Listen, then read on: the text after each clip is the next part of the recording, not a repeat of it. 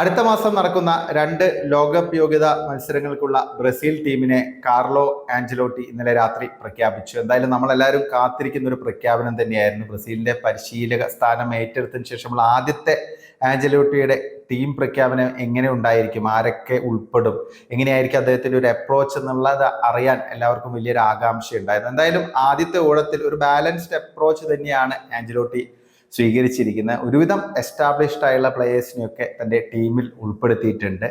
Experienced ആയുള്ള players ഉണ്ട്, അതുകൂടാതെ യങ് പ്ലേയേഴ്സിന് അത്യാവശ്യം ഇമ്പോർട്ടൻസ് അദ്ദേഹം നൽകിയിട്ടുണ്ട്. അതിലൊരു പ്രധാനപ്പെട്ട ഒരു ഒമിഷൻ എന്ന് പറയുന്നത് നെയ്മർ തന്നെയാണ്. കാരണം നെയ്മറെ ഉൾപ്പെടുത്തുമെന്ന് നമ്മളെല്ലാവരും പ്രതീക്ഷിച്ചിരുന്നു. പക്ഷേ നെയ്മർ പരിക്ക് മാറി കളത്തിൽ തിരിച്ചെത്തിയിട്ടേ ഉള്ളൂ. അപ്പോൾ ആ ഒരു സാഹചര്യത്തിൽ പൂർണ്ണ ശാരീരിക ക്ഷമത വീണ്ടെടുത്തിട്ടില്ല. അപ്പോൾ അതുകൊണ്ടാണ് നെയ്മറെ ഉൾപ്പെടുത്താത്തതെന്ന് ആഞ്ചലോട്ടി വ്യക്തമാക്കിയിട്ടുണ്ട്.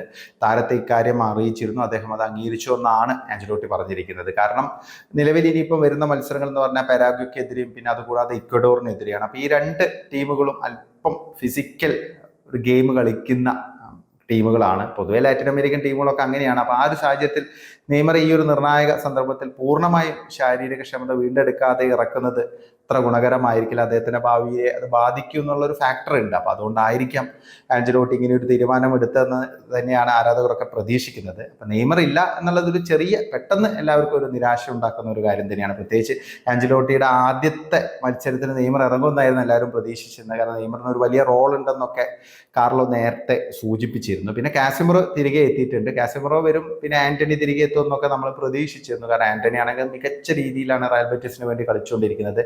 യുണൈറ്റഡിൽ കണ്ട ആന്റണി അല്ല ഇപ്പം കോൺഫറൻസ് ലീഗിന്റെ ഫൈനലൊക്കെ കളിക്കാൻ പോകുന്നു. ഓരോ മത്സരത്തിൽ ഇമ്പാക്റ്റ് ഉണ്ടാക്കുന്ന രീതിയിലുള്ള ഒരു പ്ലെയർ ആയിട്ട് ആന്റണി മാറിയിട്ടുണ്ട്. അപ്പോൾ ആന്റണിയുടെ ഒരു സാന്നിധ്യം എല്ലാവരും പ്രതീക്ഷിച്ചിരുന്നു. കാസമറയെ കുറിച്ചാണെങ്കിൽ ആഞ്ചലോട്ടി നേരത്തെ സൂചിപ്പിച്ചിരുന്നു, എക്സ്പീരിയൻസ്ഡ് ആയിട്ടുള്ള കുറച്ച് ലീഡർഷിപ്പ് ക്വാളിറ്റി ഉള്ള പ്ലെയേഴ്സ് ബ്രസീലിന് വേണം, പ്രത്യേകിച്ച് ലോകകപ്പ് അടുത്തിരിക്കുകയാണ്. അപ്പോൾ ആ ഒരു സാഹചര്യത്തിൽ കാസിമറോയെ ഉൾപ്പെടുത്തുമെന്ന് പ്രതീക്ഷിച്ചിരുന്നു. പിന്നെ യൂറോപ്പ ലീഗിലൊക്കെ മാഞ്ചസ്റ്റർ യുണൈറ്റഡിന് വേണ്ടി കാസിമറോയുടെ ഭാഗത്ത് നിന്ന് അത്യാവശ്യം നല്ല പെർഫോമൻസും ഉണ്ടായിരുന്നു.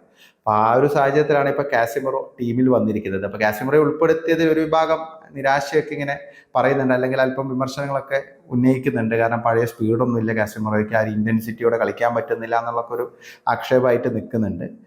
പിന്നെ വരുന്ന കാര്യം എന്ന് പറഞ്ഞാൽ മുന്നേറ്റ നിരയിൽ എല്ലാവരും കാത്തിരിക്കുന്നത് 2 പ്ലേയേഴ്സ് എങ്ങനെ പെർഫോം ചെയ്യും എന്നുള്ളതാണ്. ഒന്ന് റഫീനിയ, പിന്നെ വിനീഷ്യസ്. ഇവർ പലപ്പോഴും ക്ലബ് ഫുട്ബോളിൽ ലോകോത്തര പ്രകടനം കാഴ്ചവെക്കുമ്പോഴും രാജ്യത്തിന് വേണ്ടി വേണ്ടത്ര രീതിയിൽ പെർഫോം ചെയ്യാൻ സാധിക്കുന്നില്ല. ക്ലബ് ഉണ്ടികൾ എന്നുള്ള ഒരു മോശം പേരൊക്കെ കേൾക്കുന്ന പ്ലെയേഴ്സാണ്. അപ്പോൾ വിനീഷ്യസിനെ കുറിച്ച് ആഞ്ചലോട്ടി പറഞ്ഞിരിക്കുന്നത്, വിനീഷ്യസ് ഇതുവരെ അവൻ്റെ പ്രതിഭയ്ക്കൊത്ത പ്രകടനം ബ്രസീലിന് വേണ്ടി കാഴ്ചവെച്ചിട്ടില്ല. അപ്പോൾ ഇനി എന്തായാലും ഒരു മാറ്റം ഉണ്ടാവും എന്ന് തന്നെയാണ് അദ്ദേഹം പ്രത്യാശിക്കുന്നത്. അപ്പോൾ ആ രീതിയിൽ അദ്ദേഹം സൂചിപ്പിച്ചിട്ടുണ്ട്. റയൽ മാഡ്രിഡിൽ ആഞ്ചലോട്ടിയുടെ പ്രധാന ശിഷ്യനാണ് വിനീഷ്യസ്. അപ്പോൾ അദ്ദേഹം റയൽ മാഡ്രിഡ് മാറി ബ്രസീലിലേക്ക് എത്തുന്നു എന്നുള്ളതാണ് സവിശേഷത. വിനീഷ്യസ് ആഞ്ചലോട്ടിക്ക് കീഴിൽ മറ്റൊരു ടീമിന് വേണ്ടി കളിക്കാൻ പോകുന്നു എന്നുള്ളതാണ്. റഫീനിയാണെങ്കിൽ മാരക ഫോമിലാണ്. റഫീനിയൊക്കെ എന്തായാലും ടീമിൽ ഉണ്ടാവും എന്നുള്ള കാര്യത്തിൽ ആർക്കും ഒരു സംശയം ഉണ്ടായിരുന്നില്ല. അപ്പോൾ റഫീനിയ ടീമിലുണ്ട്. പിന്നെ റോഡ്രിഗോയും എൻട്രിക്കും ടീമിൽ ഉൾപ്പെട്ടിട്ടില്ല, 2 പേർക്കും പരിക്കാണ്. അപ്പോൾ അതുകൊണ്ടാണ് 2 പേരെയും ടീമിൽ ഉൾപ്പെടുത്താത്തതെന്നുള്ള സൂചനയാണ് ലഭിക്കുന്നത്. പിന്നെ മുന്നേറ്റ നിരയെക്കുറിച്ച് പറയുകയാണെങ്കിൽ മുന്നേറ്റ നിരയിൽ ഒരു പ്രധാന സാന്നിധ്യം എന്ന് പറഞ്ഞാൽ വില്യൻ എസ്റ്റേവോ ആണ്. വില്യൻ എസ്റ്റേവോ വളരെ പ്രോമിസിങ് ആയുള്ള ഒരു പ്ലെയർ ആണ്. പാമറാസിന് വേണ്ടിയാണ് ഇപ്പോൾ കളിക്കുന്നത്, പക്ഷേ അധികം വൈകാതെ അദ്ദേഹം ചെൽസിയുടെ ഭാഗമാകും. വില്യൻ എസ്റ്റാവോയുടെ ഒരു ഇൻക്ലൂഷൻ എല്ലാവർക്കും വളരെ ഒരു കോൺഫിഡൻസ് നൽകുന്ന ഒരു കാര്യം തന്നെയാണ്. കാരണം ബ്രസീലിൻ്റെ ഒരു ഭാവി ടോർച്ച് ബിയർ എന്നൊക്കെ വിശേഷിപ്പിക്കാൻ പറ്റുന്നൊരു പ്ലെയറാണ്.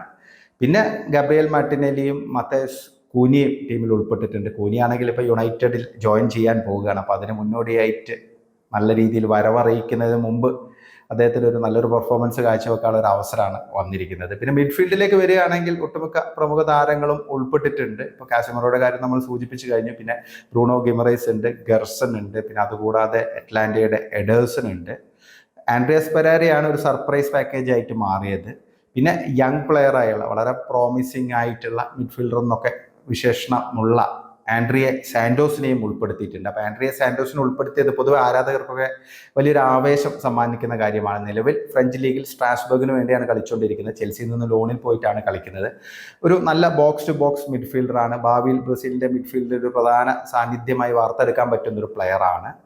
പക്ഷേ ഈ ഒരു മിഡ്ഫീൽഡ് നോക്കുമ്പോൾ ചെറിയൊരു ന്യൂനതയായിട്ട് തോന്നുന്നത് ഒരു ക്രിയേറ്റീവ് പ്ലെയർ അല്ല എന്നുള്ളതാണ്. എല്ലാവരും മാക്സിമം കുറച്ചും കൂടി ഒരു ഡിഫൻസീവ് അപ്രോച്ച് ഉള്ള പ്ലെയേഴ്സാണ്. അപ്പോൾ ഒരു ക്രിയേറ്റീവ് ആസ്പെക്റ്റിൽ ബ്രസീൽ ഇപ്പോഴും പിന്നിൽ നിൽക്കുന്നു എന്നുള്ളതൊരു വസ്തുത തന്നെയാണ്. ഡിഫൻസിലേക്ക് വരികയാണെങ്കിൽ ഗബ്രിയൽ മെഗലസിനെയും പിന്നെ എഡർ മിലിറ്റാവോയും കാർലോ ആഞ്ചലോട്ടി ബ്രസീൽ ടീമിൽ ഉൾപ്പെടുത്തിയിട്ടില്ല. രണ്ട് താരങ്ങളും പരിക്ക് മാറി പൂർണ്ണമായും ശാരീരിക ക്ഷമത വീണ്ടെടുത്തിട്ടില്ല. അതുകൊണ്ടായിരിക്കാം രണ്ടുപേരെയും ഉൾപ്പെടുത്താത്തതെന്നാണ് നമുക്ക് മനസ്സിലാക്കാൻ സാധിക്കുന്നത്. പിന്നെ എഡർ മിലിറ്റാവോയെ കുറിച്ച് ആഞ്ചലോട്ടിക്ക് വ്യക്തമായിട്ട് അറിയാം അദ്ദേഹത്തിന്റെ സ്റ്റാറ്റസ്. കാരണം അദ്ദേഹം റയൽ മാഡ്രിഡ് വിട്ട് വന്നിട്ടേ ഉള്ളൂ. അപ്പം അവിടുത്തെ ഒരു സാഹചര്യം അദ്ദേഹത്തിന് വ്യക്തമായിട്ട് അറിയാൻ സാധിക്കും.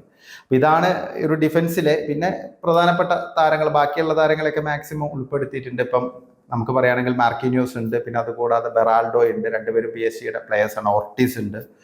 പിന്നെ വിങ് ബാക്കുകൾ, അത് ബ്രസീലിന് പലപ്പോഴും ഇപ്പം അടുത്ത കാലത്തായിട്ട് ഒരു വലിയ തലവേദന തന്നെയാണ് അവരുടെ ഒരു പെർഫോമൻസ്. അപ്പം ലെഫ്റ്റ് ബാക്ക് ആയിട്ട് കാർലോസ് അഗസ്റ്റോയെ ഉൾപ്പെടുത്തിയിട്ടുണ്ട്. അഗസ്റ്റോ നല്ലൊരു സെലക്ഷൻ തന്നെയാണ്. കാരണം ഇന്റർമിലാന് വേണ്ടി നല്ല രീതിയിൽ പെർഫോം ചെയ്യുന്ന ഒരു പ്ലെയറാണ്. കിട്ടിയ അവസരങ്ങൾ മാക്സിമം യൂട്ടിലൈസ് ചെയ്യുന്ന ഒരു പ്ലെയറാണ്. അറ്റാക്കിംഗ് മൈൻഡ് സെറ്റുള്ള നല്ലൊരു ഡിഫൻഡറാണ്. അപ്പോൾ രണ്ടും ബാലൻസ് ചെയ്ത് കൊണ്ടുപോകാൻ പറ്റുന്നൊരു ലെഫ്റ്റ് ബാക്കാണ് കാർലോസ് അഗസ്റ്റോ. പലപ്പോഴും ഡിമാർക്കോ ആണ് അവരുടെ ഫേവറേറ്റ്, അതായത് സ്റ്റാർട്ടിംഗ് 11 കളിക്കുന്ന പ്ലെയർ ഇന്റർമിലാൻ്റെ. പക്ഷേ കിട്ടുന്ന അവസരങ്ങൾ സബ്ബായിട്ടൊക്കെ വന്നിട്ട് പെർഫോം ചെയ്യുന്ന ഒരു പ്ലെയറാണ് കാർലോസ് അഗസ്റ്റോ. പിന്നെ റൈറ്റ് ബാക്ക് ആയിട്ട് വാൻഡേഴ്സ് എന്നുള്ള ഓപ്ഷൻ ഉണ്ട്. അതുകൂടാതെ തന്നെ വെസ്ലി ഉണ്ട്.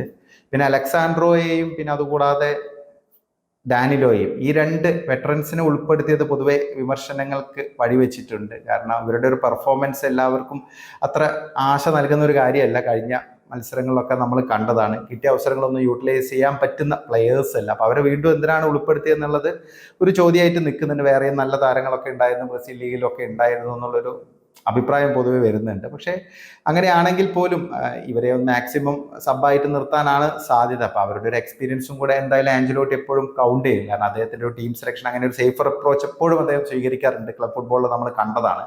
അപ്പോൾ അതുകൊണ്ടായിരിക്കും എന്ന് പ്രതീക്ഷിക്കുന്നു. പിന്നെ മറ്റ് പ്രധാനപ്പെട്ട ഒരു കാര്യം എന്ന് പറയുന്നത് ഗോൾ കീപ്പർ എന്നുള്ള രീതിയിൽ എഡേഴ്സിനെ ഉൾപ്പെടുത്തിയിട്ടില്ല. അതിന് പകരം ഹ്യൂഗോ സൂസയാണ് ഉൾപ്പെടുത്തിയിരിക്കുന്നത്.